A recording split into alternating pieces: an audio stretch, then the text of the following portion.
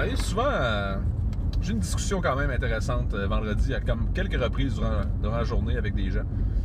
Puis ma grande conclusion de tout ça, c'est une fois que tu arrives, tu as fini ta lune de miel CrossFit, ça fait 18 mois, 2 ans que tu travailles, tu fais ton CrossFit, tu es capable de faire beaucoup de choses à Zorex, tu as probablement tous tes mouvements un peu, ou tu sais, tout est là.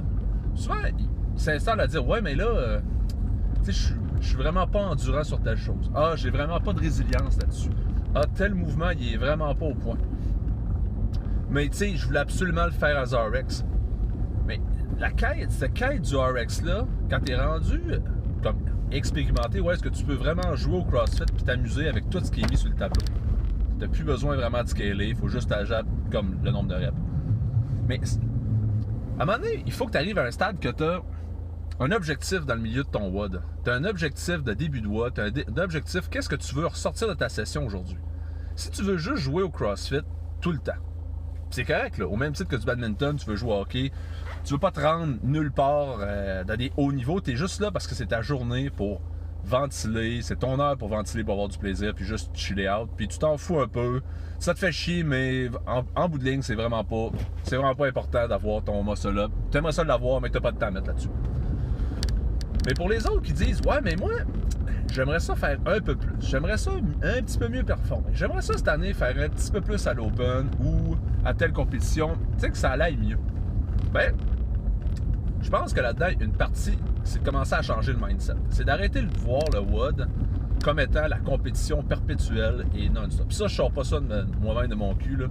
Ça vient littéralement de Chasing Excellence de Ben Bergeron. Puis je trouve que c'est très, très valable pour nous autres, nos CrossFitters. Ouais, est-ce qu'on s'habitue à faire du CrossFit pour jouer au CrossFit, puis que là, on a des niveaux de performance qu'on veut atteindre à différents niveaux. Donc, à un moment donné, il faut que tu pratiques, il faut que tu aies un objectif durant ton WOD.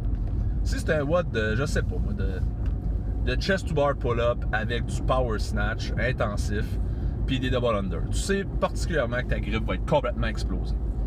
Puis tu sais qu'à un moment donné, ta technique, si bien commencé, va tomber en chute libre à quelque part. Donc, pourquoi pas juste dire, hey, sais-tu quoi, mon power snatch aujourd'hui, je vais le mettre vraiment léger. Je vais travailler vraiment dans l'optique de cycler longtemps, des longues séries pendant que ça brûle, mais je sais que c'est tellement léger que ça peut tout le temps lever. Mais ce poids-là sera vraiment pas assez lourd pour me défaire ma grip.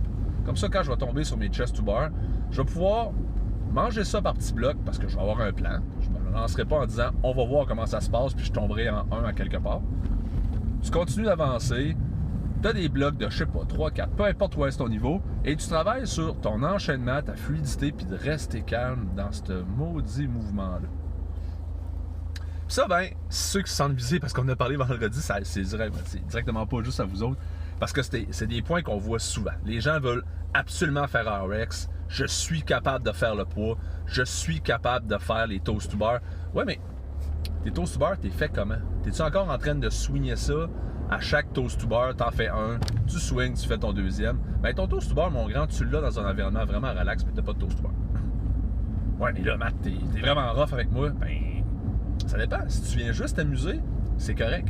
Mais si ça vient avec des discussions, puis des angoisses en disant, ouais, mais là, il faudrait que je sois capable de plus en enchaîner, capable de plus cycler, baisse ton poids, baisse ton nombre de répétitions, baisse ton niveau de ton skill set.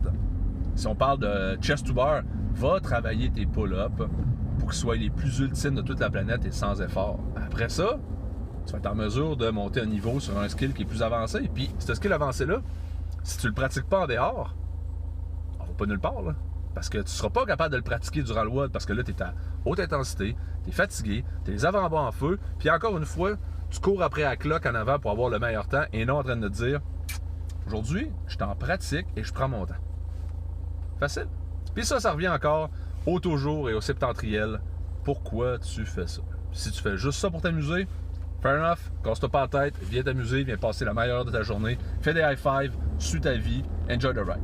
Mais si au fond de toi, tu as un besoin de performance, tu as un besoin d'être meilleur, de te pousser, puis tu te demandes qu'est-ce que tu peux faire pour augmenter ta game, ben, alloue-toi des moments de pratique, puis alloue-toi des intentions quand tu WOD, sans te pogner la tête sur le RX en avant. Sinon, pour le reste, toute votre journée, guys, il fait fucking fret, c'est génial, puis moi, je m'en vais m'entraîner. Bye, là!